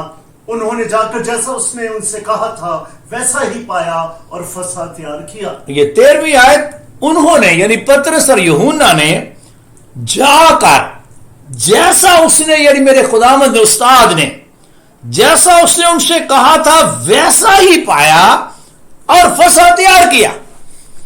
یعنی جیسے اس نے کہا تھا ایسے ایسے مہمان خانہ ہوگا, یہ وہ وغیرہ وغیرہ, اور جا کر فصح تیار کیا. فصح میں کیا تیار کیا؟ میرے خداوند نے جیسا کہا تھا. اس نے یہ نہیں کہا کہ برہ تم نے لینا ہے فصح کے لیے, نہیں برہ نہیں لینا, تم نے ایسا کرنا ہے, انگور کا شیرہ لینا ہے اور روٹی لینی ہے. اتنی کی روٹی لے لینی ہے کہ یہ 12 کھا سکیں, میں بھی کھا سکوں, اور اتنا کہ انگور کا شیرہ لے لینا ہے کہ ہم سب پی سکیں. لو جی, پترس اور یوحنا گئے, انہوں نے جا کے تیار کر لیا. کلام کہتا ہے تیار ہو گیا. اور جب کھانے کا وقت آیا, جب فصح کھانے کا وقت آیا, پڑھتا نہیں, یہ آپ ضرور پڑھیے, کھانے کا وقت آیا تو میں اس پر غور کر رہا تھا کہ جب میرا خداوند وہاں پر گیا, اس نے دیکھا فصح تیار ہے, او سب تیار ہے. اچھا, اس نے دیکھا فصح تو تیار ہے, لیکن یہ جو فصح میں شریک ہونے والے ہیں یہ تیار نہیں ہے. او ان کو کون تیار کرے گا؟ اس بات کو آج بڑا نوٹ کیجئے ذرا. حقیقی جو پاک فصح ہے یا پاک عشاء جس کو لفظ ہے, اصل میں اسی کا ہی وہ ہے. فصح کے لیے تیاری کرنے کی ضرورت ہوتی ہے. یہ ایک شام کا کھانا ہے, رات کا کھانا ہے, ایسے نہیں کھایا جاتا, ایسے نہیں کھایا جاتا. یہ وہ سپر ہے, اس supper for which we must prepare, ہمیں اس کے لیے تیاری کرنے کی ضرورت ہوتی ہے. اب جتنے باقی کھانے کھاتے ہیں اس کے لیے آپ کو تیاری کی ضرورت ہے, شاید میرے خیال ہاتھ دھونے کی ضرورت ہوتی ہے, اور کوئی خاص تیاری کی ضرورت نہیں ہوتی. لیکن یہ جو پاک فصح ہے جس کی یسوع مسیح بنیاد رکھنے لگا ہے, یعنی دوسرے لفظوں میں پاک عشاء, اس میں شریک ہونے سے پہلے اپنے آپ کو تیار کیا جاتا ہے. میرے خداوند نے دیکھا کہ پاک عشاء تو تیار ہو گئی ہے, لیکن پاک عشاء میں شریک ہونے والے تیار نہیں ہیں. کیوں؟ کیونکہ ان کے اندر تو اس طرح کے باتیں ہیں کہ یہ اب چلا جائے گا, اور اس کے بعد ہمارا لیڈر کون ہوگا, ہمارا ہیڈ کون ہوگا. کیونکہ پتہ وہ اکثر یسوع سے پوچھتے تھے خداوند ہم میں بڑا کون ہے, تیرے جانے کے بعد لیڈ کون کرے گا, وغیرہ وغیرہ. اور میرا خداوند کئی طریقوں سے ان کو سکھاتا رہا. اور آپ کو میں بتانے لگا ہوں, یسوع مسیح نے شاگردوں کو فصح میں شریک ہونے کے لیے یا پاک عشاء میں شریک ہونے کے لیے تیار کیا. پاک عشاء تو پترس اور یوحنا نے تیار کر دی, لیکن شاگردوں کو یسوع مسیح نے پاک عشاء میں شریک ہونے کے لیے تیار کیا. کیسے تیار کیا؟ اگر آپ یوحنا کی انجیل کے 13ویں باب میں آئے سر میرے ساتھ, یوحنا کی انجیل کے 13ویں باب میں آئے, یسوع مسیح نے ان کو تیار کیسے کیا, اس کو میں چاہتا ہوں پڑھیں. چوتھی آیت سے پڑھیں. यसु ने ये जान कर के बाप ने सब चीजें मेरे हाथ में कर दी हैं जी। और मैं खुदा के पास से आया और खुदा ही के पास जाता हूँ।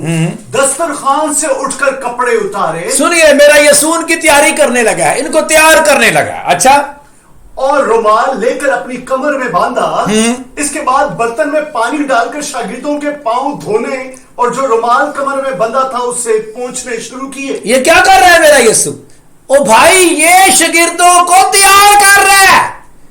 ओए पाकशाह तो तैयार हो गई है, तुम्हें तो तैयार करना है, तुम तैयार नहीं हुए अभी हो। उनके पौध होने शुरू कर दिए। वो देखने लगे ये क्या हो रहा है भाई, ये तो आज कोई न्याय काम है। चलो ज़बानी बाकी मैं बातें बताता हूं। आपको पता ही है कि पांव धोते धोते खुदावंद यीशु मसीह पतरस के पास आ गया। पतरस तो पहले ही सोच रहा था तू आ सही जरा मेरे पास, मैं तो अपने पांव को हाथ नहीं लगाने दूंगा कभी भी। तो जब यीशु ने उसके पांव धोने शुरू किए तो वो कहता तू तो अब तक कभी मेरे पांव धोने ना पाएगा। उसने कहा भाई, अगर मैं तुझे ना धोऊं तो तू मेरे साथ शरीक नहीं। मेरे साथ शराकत तेरी तब भी बनती है, मेरा शागिर्द तू तब भी बनता है अगर तू मैं तेरे पांव दूंगा और तू चुप रहे। खैर, जब यीशु ने धो दिए, सबके पांव धो दिए, तो उसके बाद मेरे यीशु ने क्या कहा? हाय हाय हाय, मैं चाहता हूं कि इस बात को ऊपर से पढ़ूं। स्लाइड भी आपके सामने है, स्लाइड से पढ़ देता हूं। 13वें बाब की बल्कि ऊपर से पढ़ने से ज्यादा अच्छा है। 22 ऐसे पढ़ गया। बस जब वो उनके पांव धो चुका और अपने कपड़े पहनकर फिर बैठ गया तो उनसे कहा कि तुम जानते हो कि मैंने तुम्हारे साथ क्या किया? हर शागिर्द का क्वेश्चन था कि आज इसने किया क्या है, ये काम क्या कर दिया इसने, ये तो अजीब ही मामला है। हाँ जी, तुम मुझे उस्ताद और खुदावंद कहते हो। तुम मुझे उस्ताद और खुदावंद कहते हो, खूब कहते हो। हाँ, क्योंकि मैं हूं। इसमें शक नहीं, मेरे उस्ताद और होने में शक ही नहीं है कोई। हाँ जी, बस जब मुझ खुदावंद और उस्ताद ने तुम्हारे पांव धोए तो तुम पर भी फर्ज है कि एक दूसरे के पांव धोया करो। तो तुम पर भी फर्ज है कि एक दूसरे के पांव धोया करो। हाँ जी, क्योंकि मैंने तुमको एक नमूना दिखाया है कि जैसा मैंने तुम्हारे साथ किया है तुम भी किया करो। शाबाश बेटा, देखिए जरा बड़े ध्यान से, स्लाइड को भी देखिए और जो मैं कलाम सुना रहा हूं मुझे भी अच्छी तरह देखिए मैं क्या कह रहा हूं। यीशु मसीह ने शागिर्दों को पाकशाह के लिए तैयार किया। कैसे? उनके पांव धोकर। जब पाकशाह में शरीक होना हो तो एक दूसरे के पांव धोए जाते हैं। एक दूसरे के पांव धोने से बंदे की मैं मर जाती है। कि यीशु ने क्या किया? इससे पहले भी कभी किसी ने ऐसे किया? थोड़ा बहुत ऐसे किया गया है तारीख में। मैं चाहता हूं वहां तक पहुंचते हैं जरा। तारीख में थोड़ा सा ऐसे किया गया है। फुट वॉशिंग, इसको अंग्रेजी में बोलते हैं फुट वॉशिंग। मैं चाहता हूं जरा तारीख की तरफ जाएं। बाप अब्राहम, ईमानदारों के बाप में, आपको पता है खुदा आया और खुदा के साथ 2 फरिश्ते आए। खैमा में रहता था। पैदाइश की किताब में 18वें बाब में कुछ लिखा हुआ है, पढ़िए सर जरा। फिर खुदावन ममरे के बलूतों में उससे नजर आया। हाँ जी। और वो दिन को गर्मी के वक्त अपने खैमा के दरवाजे पर बैठा था। हाँ जी। और उसने अपनी आंखें उठाकर नजर की और क्या देखता है कि 3 मर्द उसके सामने खड़े हैं। ठीक है। वो उनको देखकर खैमा के दरवाजे से उनके मिलने को दौड़ा और जमीन तक झुका। हाँ जी। और कहने लगा, ऐ मेरे खुदावंद। सुनना जरा, बाप अब्राहम ने खुदावंद को क्या कहा? ऐ मेरे खुदावंद, अगर मुझ पर आपने करम की नजर की है, आप मेरे घर आई गए हैं, तो अपने खादिम के पास चले ना जाइए। हाँ जी। बल्कि थोड़ा सा पानी लाया जाए। थोड़ा सा पानी लाया जाए और आप अपने पांव धोकर उस तरफ। आप अपने पांव धोए, मैं नहीं आपके पांव धोऊंगा, आप अपने पांव धोएं। आप अपने खुद ही पांव धोएं। ये जो पांव धोने वाला खाता है ना कि पानी लाया जाए और दिया जाए कि जी आप अपने पांव धोएं, ये बाप अब्राहम ने शुरू किया था। और उस दिन शुरू किया था जिस दिन खुदावंद उनके घर में आया, जिस दिन 2 फरिश्ते उनके घर में आए। और ये बात इतनी आम हो गई, यानी अब्राहम की खानदानी रवायत बन गई कि उसके बाद अगर हम थोड़ा सा आगे चले तो उसके साथ पता लूत भी था। जब ये निकला है अपने घर से, इसका भतीजा लूत भी इसके साथ था। और आपको पता है कि खुदावंद जब फरिश्तों के साथ उसके घर में आया और उसने प्रोग्राम बनाया कि वो सदूम और अमूरा को आग से اور گندک کو نازل کر کے ان کو برباد کر دے گا. اور خود تو خداوند ابراہیم کے پاس سے آسمان پر چلا گیا، لیکن دو فرشتے لوط کے گھر میں ادھر سدوم کے اندر چلے گئے. اور وہاں پر جب لوط کے گھر میں فرشتے گئے تو لوط نے بھی آگے بالکل اسی طرح کیا جیسے اس کے چچا ابراہیم نے کیا تھا. وہ بھی کیا کہتا ہے؟ اور کہا ہے میرے خداوندو، اے میرے خداوندو، فرشتوں کو کہتا ہے لوط اپنے خادم کے گھر تشریف لے چلیے، اپنے خادم کے گھر چلیے ذرا، اور رات بھر آرام کیجیے، پوری رات میرے پاس ہی رہیے، اور اپنے پاؤں دھوئیے. اپنے پاؤں دھوئیے، میں نہیں دوں گا، میں پانی دوں گا، آپ اپنے پاؤں دھوئیے. باپ ابراہیم نے بھی ایسا کیا، آگے بھتیجے نے بھی فرشتوں کے ساتھ وہی چیز کو جاری رکھا. بلکہ اس کے بعد آگے میں چلتا ہوں. باپ ابراہیم نے اپنے ایک سینئر، اس کا جو خانزاد تھا، جو اس کا سینئر سرونٹ تھا، جو الیعزر کی میں بات کر رہا ہوں، اس کو بھیجا کہ جا میرے ذات بھوم میں میرے اپنے ہی گھر کے لوگوں کے پاس جا، میرے اپنے وطن میں جا، وہاں سے میرے بیٹے اسحاق کے لیے بیوی لے کر آ. الیعزر بڑا روحانی آدمی تھا، اس نے دعا کی اور چل پڑا. اور جب وہاں پر گیا تو اب ساری کہانی جانتے ہیں کس طرح کا واقعہ ہوا اور کس طرح وہاں پہ ملاقات ہو گئی ربکا کے ساتھ، اور ربکا کے ساتھ وہ ان کے گھر میں بھی چلا گیا. اور جب ان کے گھر میں گیا تو ربکا کے بھائی نے بھی کچھ اس طرح کا ہی کام کیا. میں چاہتا ہوں یہ بھی پڑھ لے ذرا. بس وہ آدمی گھر میں آیا اور اس نے اس کے اونٹوں کو کھولا اور اونٹوں کے لیے بھوسا اور چارا اور اس کے ساتھ کے آدمیوں کے پاؤں دھونے کو پانی دیا. جتنے بھی لوگ تھے، ماموں لابن، یعقوب کا جو ماموں لابن ہے، میں اس کی بات کر رہا ہوں، اس نے کیا کیا؟ ربکا کے بھائی نے اونٹوں کو بھوسا بھی دیا، جو وغیرہ کرنا تھا، اور جتنے لوگ الیعزر کے ساتھ آئے تھے سب کو پانی دیا. یہ لیجئے سر، اپنے پاؤں دھوئیے. تو باپ ابراہیم نے خداوند اور فرشتوں کے پاؤں دھونے کو پانی دیا. اس کے بعد آگے چلے تو لوط نے فرشتوں کے پاؤں دھونے کو پانی دیا. اس کے بعد آگے چلے تو الیعزر اور باقی نوکروں کے دھونے کو لابن نے پانی دیا. تو یہ ایک روایت چلتی آ رہی تھی، یہ ابراہیم کی خاندانی روایت چلتی آ رہی تھی کہ جب بھی کوئی اسپیشل گھر میں آتا اس کو پانی دیا جاتا کہ یہ لو جی پاؤں دھو لیجیے. اور یہ روایت میرے خداوند کو اتنی بہترین طریقے سے اس نے اس کو سامنے رکھا کہ میرے خداوند یسوع مسیح کے ایک دفعہ ایک فریسی نے دعوت کی. آپ نے پڑھا ہوگا، چلو میں چاہتا ہوں اس کو پڑھ ہی لیں. لوکا کی انجیل کے 7ویں باب میں چلیے. لوکا کی انجیل کا 7واں باب ہے. تو وہاں پر ایک فریسی نے درخواست کی کہ میرے خداوند یسوع مسیح کو کہ میرے گھر میں کھانا کھائے. اور اس وقت 38ویں آیت سے سر پڑھیے ذرا.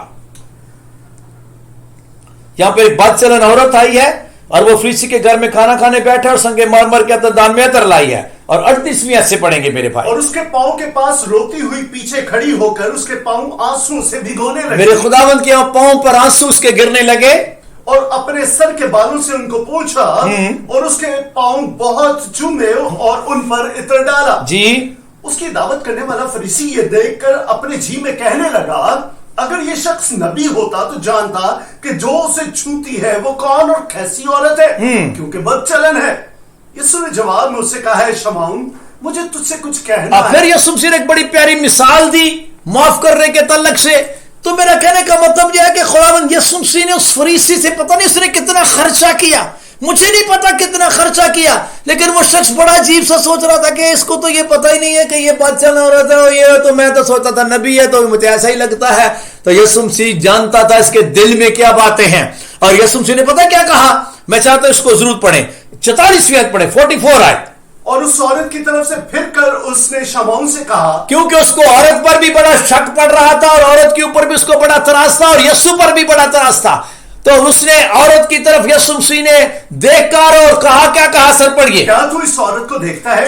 شمعون تو کیا اس عورت کو دیکھتا ہے؟ میں تیرے گھر میں آیا، تو نے مجھے میرے پاؤں دھونے کو پانی نہ دیا. میں تیرے گھر میں آیا، دعوت تو میری تو نے کی تھی، تو نے مجھے پاؤں دھونے کو پانی کیوں نہیں دیا؟ مگر اس نے میرے پاؤں آنسوؤں سے بھگو دیے. اب سن لے، اندازہ کریں، میں ایسے لگتا ہے جیسے یسوع نے اس کو یہ ریئلائز کرایا ہے کہ تو نے میرے پاؤں دھونے کو پانی مجھے کیوں نہیں دیا؟ میں اسپیشل گیسٹ تھا تیرا، میں اسپیشل انوائٹڈ تھا، تو نے اسپیشل مجھے دعوت دی ہے. تو اسپیشل لوگوں کو پاؤں دھونے کو پانی دیا جاتا ہے، تو نے نہیں دیا. تو بڑا فریسی بنتا ہے، کیونکہ پتہ فریسی اپنے کو بڑا اعلیٰ درجے کا یہودی سمجھتے تھے. और अक्सर वो कहते थे हम बाप अब्राहम की औलाद से हैं, उस बात का बड़ा फख्र करते थे। और यीशु मसीह ने कई दफा उनको कहा अगर तुम अब्राहम के होते ना तो अब्राहम जैसे काम करते। अब्राहम ने तो खुदावंद को पानी, तो पौधों को पानी दिया था, तूने नहीं दिया। वो परेशान तो हो गया होगा। तो मैं बताना चाहता हूं कि ये अब्राहम की एक खानदानी रवायत थी जो चलती आ रही थी। यीशु मसीह ने इस रवायत को चेंज कर दिया, जारी नहीं रखा, इसको तब्दील कर दिया। कैसे तब्दील किया? अब्राहम का खानदान तो पांव धोने को पानी देता था ना, पानी देता था, खुद अपने पांव धो लो। तो मेरे खुदावन ने खुद ही पानी लिया और खुद ही उनके पांव धोने शुरू कर दिए। यानी मैं आपको यह बताना चाहता हूं कि मसीहियों के लिए मेरे मसीह ने एक नई रवायत शुरू कर दी, एक नई रवायत जो अब्राहम के खानदान से हटकर थी। अब्राहम के खानदान में तो पांव धोने को पानी दिया जाता, लेकिन मेरे यीशु ने खुद ही पानी लिया और शागिर्दों के पांव धोने, और पांव धोने के बाद मेरे यीशु मसीह ने क्या कहा? तो मुझे उस्ताद और खुदावंद कहते हो ना? परेशान तो होके कहते हैं, वो ठीक कहते हो, मैं हूं, मेरे उस्ताद और खुदावंद में शक क्या है?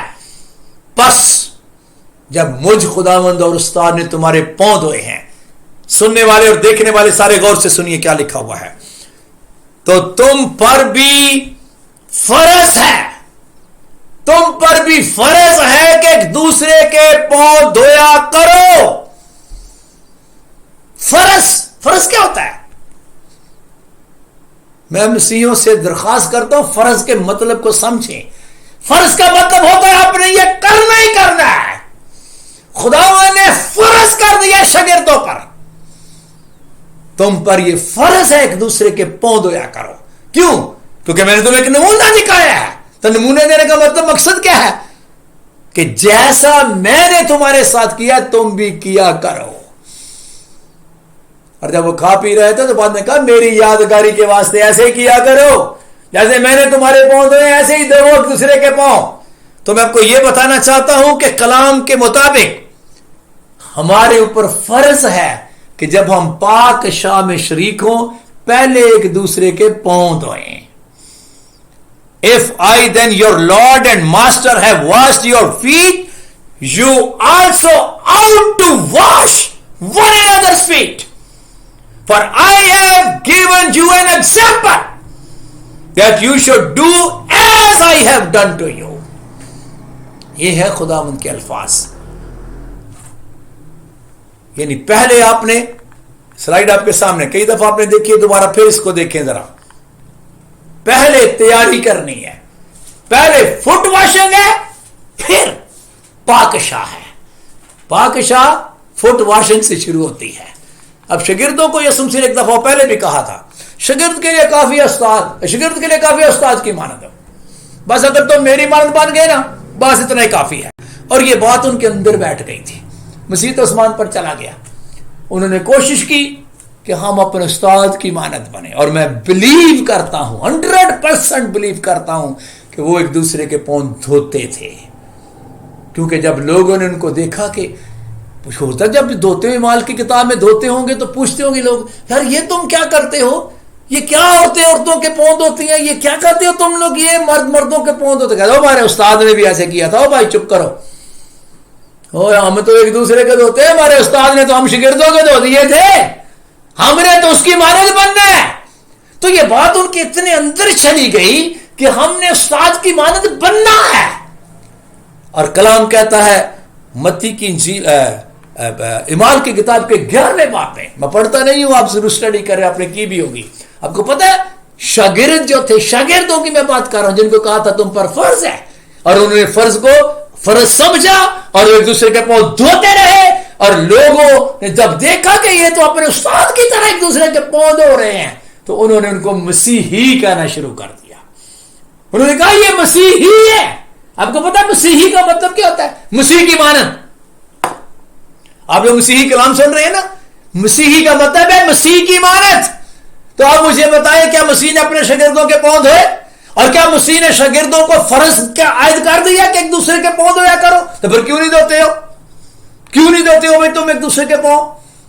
मसीही कहलवाते हो? सिर्फ कहलवाना ही नहीं है, याद रखिए, सिर्फ मसीही कहलवाना ही नहीं, कलाम के मुताबिक हमने मसीही होना है। मसीही कहलवाने में और मसीही होने में बड़ा फर्क है। वैसे तो सारे क्रिश्चियन कहलाते हैं, वो बात नहीं है, लेकिन मसीही कौन है? इन अंताकिया में शागिर्दों को उन्होंने मसीही कहना शुरू कर दिया। ये मसीह की मानद है। हाय हाय हाय, क्या बात है जनाब। होता क्या है जब हम एक दूसरे के पांव धोते हैं? बड़ी सादा सी मैं बात कर रहा हूं, तो हमारी आपस में शराकत होती है, क्योंकि यीशु ने कहा था अगर मैं तुझे धोऊं ना तो तू मेरे साथ शरीक नहीं है। जब हम एक दूसरे के पांव धोते हैं, हम एक दूसरे के शरीक हो जाते हैं, हमारा एक बदन बन जाता है, हमारे एक बदन के अंदर मोहब्बतें नजर आना शुरू हो जाती हैं। मैं कभी इस बात को नहीं भूलता, हमारे चर्च में मेरी बेगम ने मेरी बहू के पांव धोए, मेरी बहू ने मेरी बेगम के पांव धोए, यानी सास ने बहू के और बहू ने सास के पांव धोए। और मैं इतना खुश हो रहा था, तो मुझे अब याद आ गया कि ओहो, इसीलिए तो ये लड़ती नहीं आपस में। जब मुझे खुद आप बताएं कि सास अगर बहू के पांव धोएगी तो क्या उससे लड़ेगी? और जो बहू अपने सास के पांव धोएगी क्या वो लड़ेगी? और मैं फख्र से कहता हूं और शुक्र भी करता हूं खुदा का, मेरे घर में कभी, एक ही मेरी अभी बहू है, कभी उसकी लड़ाई, कभी तू मैं अपनी सास के साथ नहीं हुई। और जब एक दूसरे के पांव धोएंगी तो लड़ेंगी क्यों?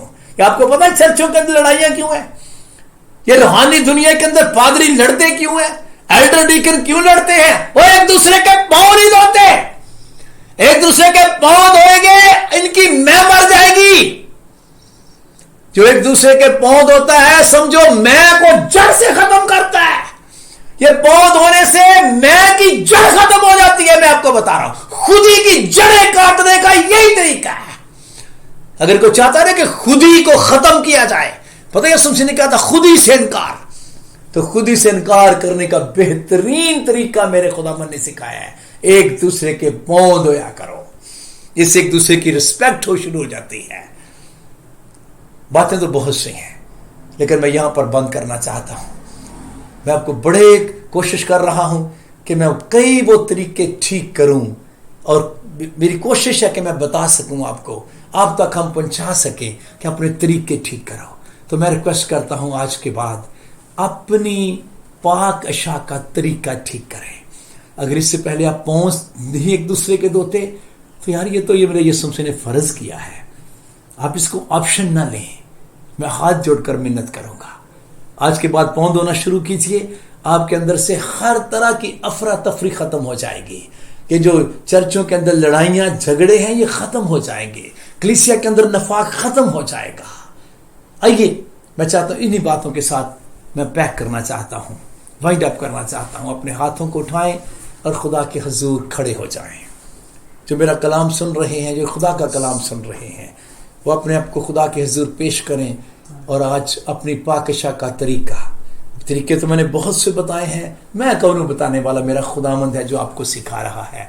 वो कह रहा था मुझसे सीखो, ये तरीका मेरे मसीह ने सिखाया है और उसने अमल करके सिखाया, अमली तौर पर सिखाया है। ये है पाकशा लेने का तरीका। खुदा पाक, मैं दुआ और मिन्नत करता हूँ, जितने लोग खुदामंद मेरे खुदा तेरे खून और गोश्त को खा और पी रहे हैं, वो वाकई पूरे उसी तरीके से खाएं पिए। जितने लोग शादियां कर रहे हैं अपने बेटों बेटियों की, जितने लोग प्रस्तुत कर रहे हैं खुदावन मेरे खुदा, जो जितने तरीकों पर आज हमने गौर कर लिया है, खुदा पाक मैं मिन्नत करता हूँ मेरे इन प्यारे मसीही बहन भाइयों के तरीके तब्दील हो जाएं, इनके शादी ब्याह का तरीका तब्दील हो जाए, इनका पाकशा का तरीका तब्दील हो जाए, इनका प्रस्तुत करने का तरीका, इनका नेकी करने का तरीका, आसमान के दरीचे खोलने का तरीका। खरज ये जितने तरीके सीख रहे हैं, मैं तेरा शुक्र अदा करता हूँ, तू ही सिखा रहा है। तूने फरमाया मुझसे सीखो और आज तू सिखा रहा है, मैं तेरा शुक्र अदा करता हूँ। लोग तुझसे सीखे और खुदावंद इधर उधर के सारे जुए उतार दे और फकत तेरा जुआ पहनकर आज खुदावंद यार आरजी जिंदगी खुदावंद बसर करें, ताकि ये खुदावंद इनकी जानें आराम पाए, इनकी जानों में आराम आ जाए। तेरे यीशु नाम के वसीले से मांगते और पाते हैं, आमीन। अपने हाथ उठाकर दुआ मांगेंगे। اے ہمارے باپ تو جو آسمان پر ہے، تیرا نام پاک مانا جائے، تیری بادشاہی آئے، تیری مرضی جیسے آسمان پر پوری ہوتی ہے زمین پر بھی ہو۔ ہمارے روز کی روٹی آج ہمیں دے، جس طرح ہم نے اپنے قرض داروں کو معاف کیا ہے تو بھی ہمارے قرض ہمیں معاف کر، ہمیں آزمائش میں نہ لا بلکہ برائی سے بچا، کیونکہ بادشاہی، قدرت اور جلال ہمیشہ تیرے ہیں، آمین۔ خداوند آپ کو برکت دے اور آپ کو محفوظ رکھے۔ خداوند اپنا جلالی چہرہ آپ پر جلوہ گر فرمائے، آپ پر مہربانی رہے۔ خداوند اپنا جلالی چہرہ آپ کی طرف متوجہ رکھے اور آپ کو بڑی سلامتی بخشے، آمین آمین۔ پریز گاڈ۔ ٹائم ہو گیا سر، 45 ہو گئے، گھنٹہ ہو گیا۔